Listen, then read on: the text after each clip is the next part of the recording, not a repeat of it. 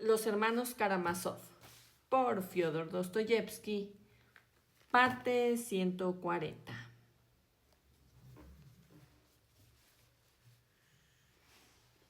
En tales ocasiones, a ciertas grandes esperanzas, se trataba precisamente de la tumba junto a la que el padre Paisi había encontrado aquella mañana a Alyosha.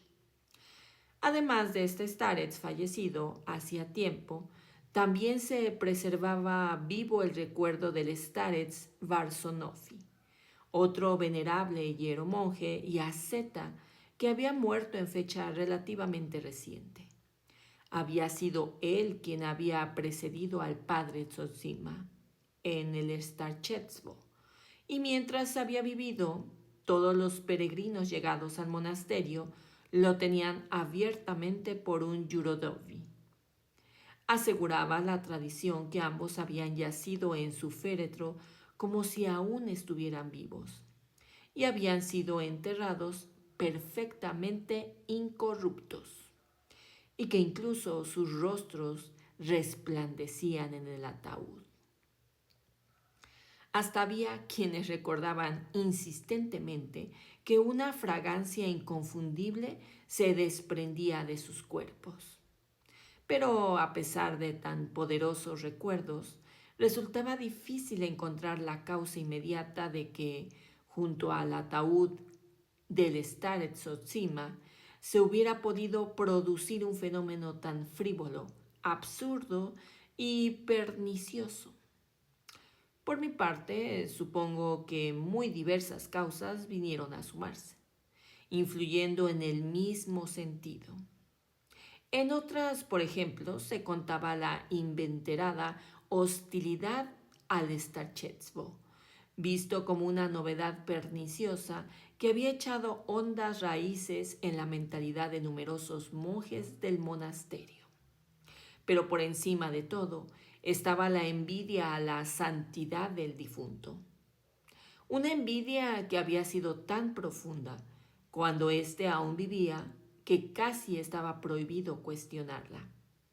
Pues si bien el starets se había ganado el afecto de mucha gente, no tanto con milagros cuanto con amor, y se había formado a su alrededor como en un mundo completo de personas que lo amaban. Lo cierto es que por eso mismo le habían salido envidiosos y a continuación encarnizados enemigos, unos declarados y otros en secreto, no solo entre los hermanos del monasterio, sino también entre los laicos. No había hecho mal a nadie, pero se oían cosas como esta. ¿Por qué lo consideran como un santo? Y esta sola pregunta, repetida una y otra vez, acabó originando un verdadero abismo del más insaciable rencor. Por eso pienso yo que fueron muchos los que, al tener la noticia de los pestilentes efluvios de su cuerpo, y para colmo tan prematuros, pues no había transcurrido ni un día desde su muerte, se regocijaron sin mesura. Asimismo, entre quienes habían sido devotos, seguidores del Staret, hasta aquel momento enseguida hubo algunos que se sintieron poco menos que ofendidos y heridos personalmente por este suceso. Esta fue la secuencia de los acontecimientos. En cuanto empezó a manifestarse la descomposición, solo por el aspecto de los monjes que entraban en la celda del difunto, ya podía adivinarse a qué acudían. Entraban uno, se quedaban ahí brevemente y salían para confirmar cuanto antes la noticia al grupo que estaba esperando. Algunos de los que aguardaban movían tristemente la cabeza, pero otros ni siquiera intentaban disimular su alegría, que resplandecía bien a las claras en sus maliciosas miradas. Y nadie se lo reprochaba, nadie alzaba su voz en defensa del difunto, lo cual resultaba asombroso, pues a pesar de todo, los devotos del starets eran mayoría en el monasterio. Pero al parecer el propio Señor permitía que en esta ocasión la minoría se impusiera temporalmente. No tardaron en presentarse en la celda también fisgones laicos, sobre todo personas de cierta cultura. En cambio, apenas entraba gente humilde, a pesar de que formaba una gran multitud junto al portón del asceterio. No hay duda de que fue precisamente a partir de las 3 de la tarde cuando la afluencia de visitantes laicos se incrementó de forma considerable a raíz justamente de la escandalosa noticia. Individuos a los que seguramente ni se les habría pasado por la cabeza la idea de ir al monasterio un día como aquel, ahora habían decidido acudir a propósito. Entre estos había algunas personalidades de alto rango. De todos modos, aún no se había atentado abiertamente contra el decoro, y el padre Paisi seguía leyendo el Evangelio firme y claramente, con rostro severo, en voz alta, como si no reparara en lo que estaba sucediendo, aunque ya hacía rato que había observado algo insólito. He aquí, no obstante, que algunas voces empezaron a llegar a sus oídos, muy débiles al principio, pero cada vez más rotundas y decididas.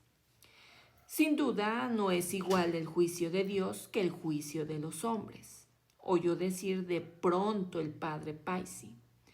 El primero que pronunció estas palabras fue un seglar, un funcionario de la ciudad, hombre ya entrado en años y por lo que de él se sabía, muy piadoso. No obstante, al expresarse así en voz alta, se limitó a repetir algo que ya llevaba un buen rato diciéndose al oído de los monjes. Estos habían formulado hacía ya tiempo esa idea desesperanzada. Y lo peor de todo era que con cada minuto que pasaba la frase se decía en un tono más solemne. Muy pronto, sin embargo, la gente empezó a faltar al decoro e incluso parecía que todo el mundo se sintiera con cierto derecho a actuar así. ¿Y cómo ha podido ocurrir algo así?, decían algunos monjes, al principio como lamentándose. Su cuerpo era menudo, seco, estaba en los huesos. ¿De dónde puede provenir este olor? Eso es que Dios ha querido deliberadamente darnos esta señal. Se apresuraban a asegurar otros y sus opiniones se aceptaban sin discusión, de manera inmediata.